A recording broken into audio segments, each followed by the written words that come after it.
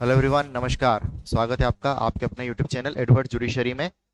तो छत्तीसगढ़ सिविल जज के लिए हम लोग एमपीएलआरसी देख रहे हैं एज ऑफ नाउ। उसके पहले हम लोग एक्साइज एक्ट कवर कर चुके हैं, रेंट कंट्रोल एक्ट कवर कर चुके हैं। जब हम छत्तीसगढ़ एक्साइज एक्ट देख रहे थे उस समय कुछ अमेंडमेंट जो लेटेस्ट हुए थे वो हमने छोड़ दिए थे कवर करना। तो आज का जो सेशन है वो अमेंडमेंट से रिलेटेड ही रहेगा आपका, और जितने भी अमेंडमेंट्स हुए हैं वो यहाँ पे अपन लोग कवर करेंगे। ठीक है। तो जो अमेंडमेंट्स छूटे थे वो थे हमारे 2020 के अमेंडमेंट एक्ट 2020 4 ऑफ 2020। ठीक। एक्ट नंबर है ये। और सबसे प्रमुख बात, विथ इफेक्ट फ्रॉम, कब से ये इफेक्ट में आएगा? ये आया है 21/4/2020 से। ठीक है। यहां से एक क्वेश्चन आपका आ सकता है कि अमेंडमेंट एक्ट 2020 जो है वो कब से इन्फोर्स हुआ है, तो 21/4/2020 से। उसके साथ जो सेक्शंस हैं जहां पे अमेंडमेंट इधर बाय वे ऑफ सब्स्टिट्यूशन या फिर इंसर्शन हमें देखने को मिला है, वो है सेक्शन 1 1A 17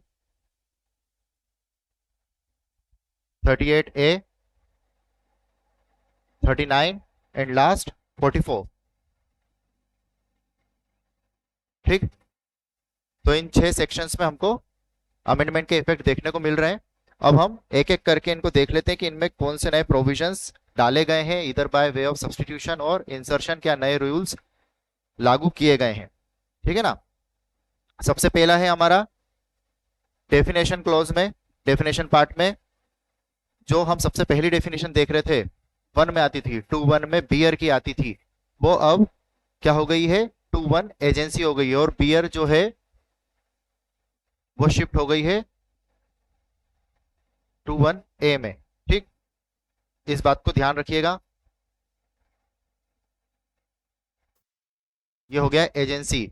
अब जिनके पास में नए वाले अमेंडमेंट्स अभी नहीं है उनके सहूलियत के लिए हम लोग थोड़ा इसको देखते हुए चलते हैं कि क्या रहा है। की नोट टाइप में आप इसको अपनी जो कॉपीज है या बेरेक्ट है वहां पे मेंशन कर लीजिएगा ताकि आपको सहूलियत रहे एग्जामिनेशन के लिए। ठीक है ना। तो agency means a firm registered under the companies act, partnership act and proprietorship firms. तो 3 बातें यहाँ पे करी गई है। एजेंसी का मतलब कोई भी ऐसी फर्म जो रजिस्टर्ड है अंदर अंडर कंपनीज एक्ट। ठीक है।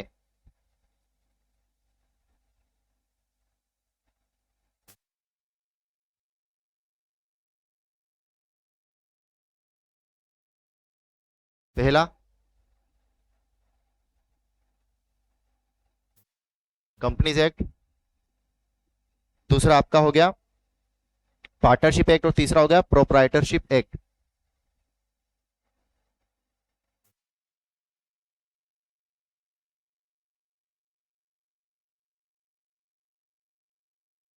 Partnership act. ठीक है। इन 3 वर्ड्स को ध्यान रखिएगा, कंपनीज, प्रोप्राइटर और पार्टनर, है ना। अगर कोई फर्म इनके अंतर्गत रजिस्टर हो रही है तो एजेंसी की परिभाषा में वो आएगी। ठीक।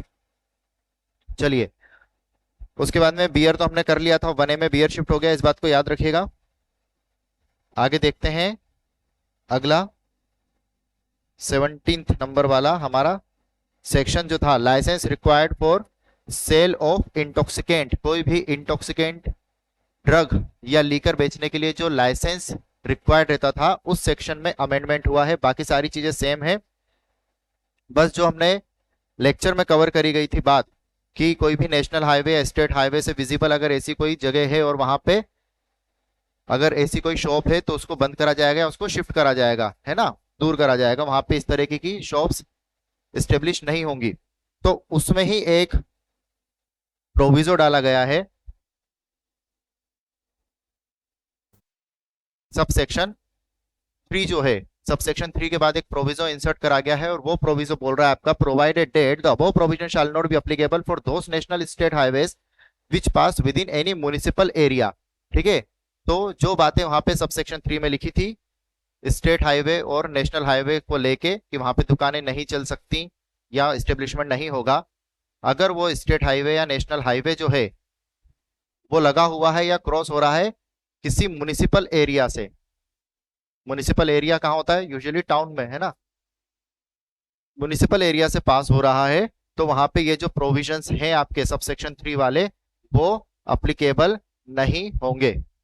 बस इतनी सी बात है। म्युनिसिपल एरिया वर्ड ध्यान रखिएगा, वहां से अगर ये क्रॉस हो रहा है तो वहां पे सबसेक्शन 3 ऑफ सेक्शन 17 अप्लीकेबल नहीं रहेगा। ठीक, आगे नेक्स्ट हम देखते हैं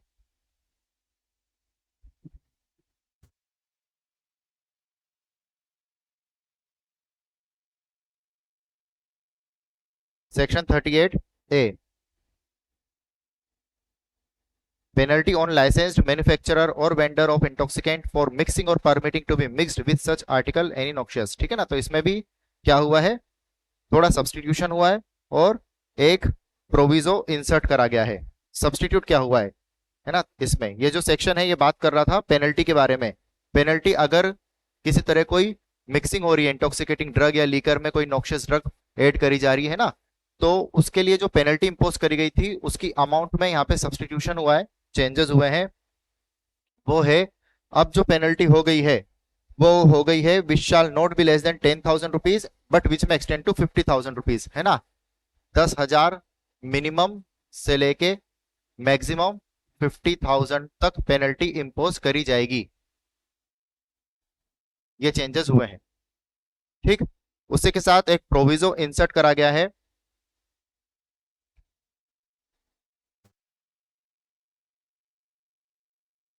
और जो प्रोविजो है वो एजेंसी से रिलेटेड बात कर रहा है। यूजुअली जितने भी नए प्रोविजोस हम यहाँ पे देख रहे हैं वो एजेंसी से रिलेटेड ही है। और वो क्या बोलते हैं, provide that in case of licenses managed by state government और कॉर्पोरेशन फुली ओन्ड और controlled by the state government. ठीक है, जो भी स्टेट गवर्नमेंट के द्वारा लाइसेंसेस, अगर कोई ऐसी शॉप्स है जो स्टेट गवर्नमेंट रन कर रही है और वहां पे लाइसेंस दिया गया है, या फिर फुली ओन्ड और controlled bye state government, state government खुद ही चला रही है उन दुकानों को, तब क्या होगा, जो एम्प्लॉयज अपॉइंट करे गए हैं एजेंसी के द्वारा, है ना, एम्प्लॉयज अपॉइंट करे गए हैं एजेंसीज के द्वारा, स्टेट गवर्नमेंट लाइसेंसेस दे रही है या फिर कोई ऐसी कॉर्पोरेशन है जो ऑन और कंट्रोल्ड बाय स्टेट गवर्नमेंट है और वो क्या कर रही है, रन कर रही है उस समय उस दुकानों को।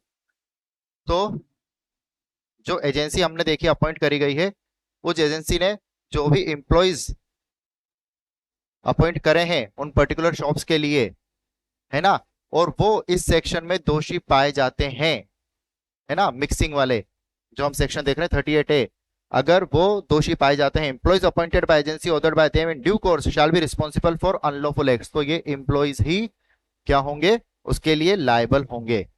ठीक है, और किसके ऊपर पूरी की पूरी क्रिमिनल लाइबिलिटी इंपोज होगी, जिसके अगेंस्ट में जैसे A, B, C, D ये 4 एम्प्लॉयज अपॉइंट करे गए हैं पर्टिकुलर उस जगह के लिए, और तो ये चारों ही दोषी माने जाएंगे और ऑफेंस क्रिमिनल लाइबिलिटी किसके अगेंस्ट में आएगी, जैसे बी के अगेंस्ट में ऑफेंस इंपोज करा गया है या ए और बी के अगेंस्ट में ऑफेंस इंपोज करा गया है तो उनके ऊपर ही क्रिमिनल लाइबिलिटी रहेगी, वो ही लायबल रहेंगे। ठीक, बहुत सिंपल सी बात है, एम्प्लॉयज ही रिस्पॉन्सिबल रहेंगे अगर ऐसी जगह किसी तरह का कोई ऑफेंस कमिट हो रहा है तो। बस इतनी सी बात करी गई है ना। तो ये प्रोविजन लाने का मकसद क्या था, क्योंकि अभी तक स्टेट गवर्नमेंट के लिए अगर ऐसी कोई दुकानें हैं जो रन हो रही हैं स्टेट गवर्नमेंट के बिहाफ पे या उनके लाइसेंस के द्वारा, तो ऐसे कोई प्रोविजंस यहाँ पे थे नहीं, है ना, इसलिए इसको इंसर्ट करा गया है। एक बार फिर बढ़ देता हूं मैं आप लोगों के लिए, अगर आप नोट करना चाहें तो, provided that in case of licenses managed by the state government, वो लाइसेंसेस जो स्टेट गवर्नमेंट मैनेज कर रही है, और corporation fully owned and controlled by the state government. ठीक है, जो कॉर्पोरेशन फुली गवर्नमेंट कंट्रोल में है, employees appointed by agency ordered by them, employees appointed by agency ordered by them मतलब जिस एजेंसी को ऑथर किया गया है ना, अथॉरिटी दी गई है एम्प्लॉयज अपॉइंट करने की, वो एम्प्लॉयज क्या होंगे, रिस्पॉन्सिबल होंगे सारे अनलॉफुल एक्ट्स के लिए। The burden of said illegal act shall be on such person on whom the offence has been imposed। ठीक, चलिए नेक्स्ट सेक्शन नंबर 39, ये सेक्शन पूरा सब्सटीट्यूट हो गया है, सेक्शन नंबर 39। तो नया सेक्शन जो है मिलता जुलता, ये बहुत कुछ उससे लेकिन क्या है हम देख लेते हैं। पेनल्टी फॉर मिसकंडक्ट बाय लाइसेंसी एटसेट्रा, ठीक है, हेडिंग तो सेम ही है। अब a holder of a license, permit or pass granted under this act or any person in the employ of such holder acting on his behalf who intentionally, अगर कोई भी holder है ना, होल्डर ऑफ लाइसेंस, पास या permit, जो भी holder है उनका, या उसने किसी आदमी को एम्प्लॉय रखा है, वो अगर इंटेंशनली एक्ट करता है ना, in due course of business, ठीक है, तो होल्डर या कोई एम्प्लॉय उसका, ठीक है, जिसको अथॉरिटी दी गई है उसके बिहाफ पे काम करने की, वो इंटेंशनली ऐसा कोई काम करता है। कौन से काम? पहला, फेल्स टू प्रोड्यूस, अगर कोई डॉक्यूमेंट मांगे गए हैं, है ना, जो लाइसेंस से संबंधित होते हैं, परमिट से संबंधित हो सकते हैं, कोई भी डॉक्यूमेंट अगर एक अप्रोप्रिएट अथॉरिटी ने, जैसे कि एक्साइज ऑफिसर रहते हैं, उन लोगों ने मांगे हैं, तो उनकी रिस्पॉन्सिबिलिटी बनती है होल्डर की या एम्प्लॉय की कि वो प्रोड्यूस करें। अगर वो नहीं करते हैं तो फिर ये क्या होगा, इसको एक पनिशेबल ऑफेंस बना दिया गया है, जिसका इम्प्रिजनमेंट है अप टू 3 मंथ्स और फाइन ऑफ 25,000 रुपीज, ठीक है। तो अप टू 3 मंथ्स इम्प्रिजनमेंट या फिर 25,000 की फाइन इम्पोज होगी, या फिर बोथ, है ना, तो यहाँ पे और भी लिखा है और बोथ भी है, पहली बात। दूसरी,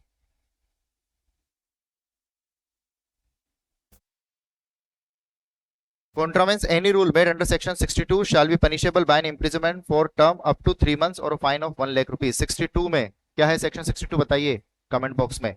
सेक्शन 62 में अगर कॉन्ट्रावेन करा गया है रूल को तो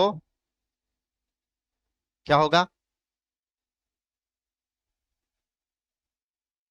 imprisonment up to 3 month and fine of 1 lakh rupees of both, up to 3 month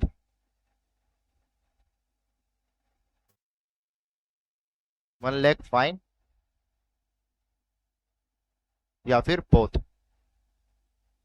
ठीक है, समझ आ रहा है ना। इम्प्रिजनमेंट अप टू 3 मंथ और फाइन अप 1 लाख रुपए। यहाँ पे इम्प्रिजनमेंट में 3 महीने तक लिखा गया है ना, अप टू 3 मंथ्स और फाइन ऑफ 1 लाख रुपीज। यहाँ पे पर्टिकुलरली अप टू वर्ड नहीं है ना, डायरेक्ट 25,000 और 1 लाख रुपए दे दिया गया है, और बहुत, तो इन दोनों में से कुछ भी या फिर ये दोनों ही इम्पोज कर सकते हैं। तीसरी बात,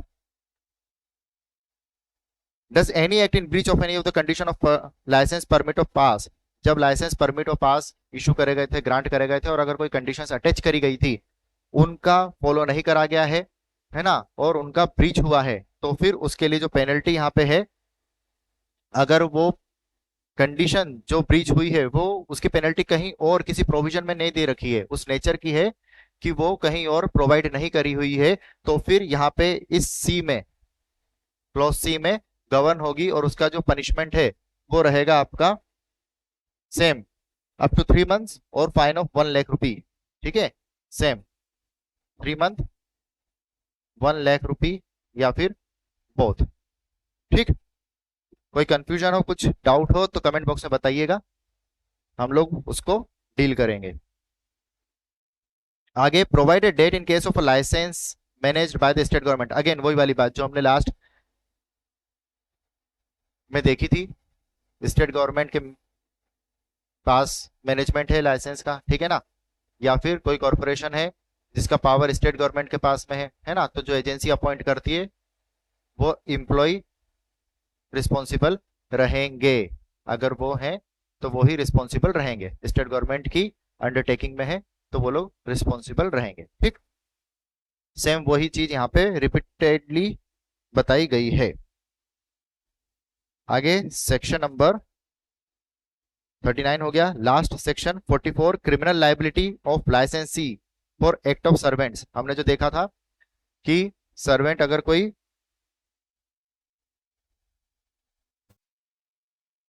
अपॉइंट करे गए हैं और वो कोई ऑफेंस कमिट करते हैं, है ना, तो क्रिमिनल लाइबिलिटी जो है लाइसेंसी की, वो कहाँ तक एक्सटेंड करती है और क्या रहेगी। सेक्शन नंबर 44 हमने देख लिया था, उसमें एक प्रोविजो इंसर्ट करा गया है। ये प्रोविजो भी अगेन बिल्कुल आपका सेम है, वही सारी चीजें, एजेंसी वाली, स्टेट गवर्नमेंट वाली, स्टेट गवर्नमेंट, एजेंसी और एम्प्लॉय।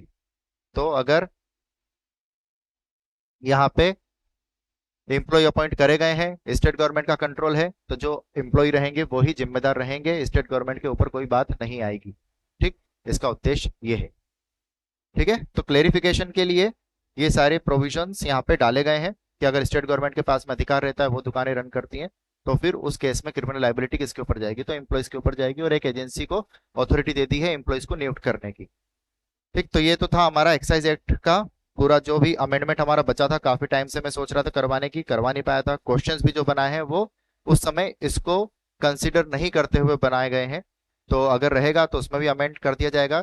तो आप टेस्ट सीरीज में नए प्रोविजंस भी देखेंगे। ठीक है, तो अगर आप अभी नए हैं चैनल में, देखना चाहते हैं पुराने लेक्चर्स जो एक्साइज एक्ट के हैं, एलआरसी के तो चल ही रहे हैं, रेंट कंट्रोल के हैं, तो आप जाके चैनल पे देख सकते हैं। चैनल को सब्सक्राइब करिएगा, वीडियो को लाइक शेयर जरूर करिए ताकि ज़्यादा से ज़्यादा लोगों तक ये पहुंच पाए। उसके अतिरिक्त टेस्ट सीरीज अगर ज्वाइन करना चाहते हैं तो लिंक मैं डिस्क्रिप्शन बॉक्स में आपको प्रोवाइड करा दूंगा, जा सकते हैं। इंडिविजुअल सब्जेक्ट वाइज टेस्ट भी आपको प्रोवाइड करा जाएंगे, उसके बाद में एफएलटी भी प्रोवाइड कराई जाएगी। उसके अतिरिक्त जितना भी एलआरसी का मैं डेली बेसिस पे जो लेक्चर्स यहाँ पे लाता हूँ, उसके टेस्ट भी आपको अलग से वहाँ पे मिलेंगे। ठीक है ना, चलिए फिर, और अगर कुछ रहेगा जो छूटा है हमारा, तो आप मुझे कमेंट बॉक्स में बताइएगा, उसको भी हम लोग यहाँ पे कवर कर लेंगे। ठीक है, तो तैयारी करते रहिए, मिलते हैं एलआरसी के नेक्स्ट लेक्चर में। तब तक के लिए ध्यान रखिए और तैयारी करते रहिए। Thank you so much.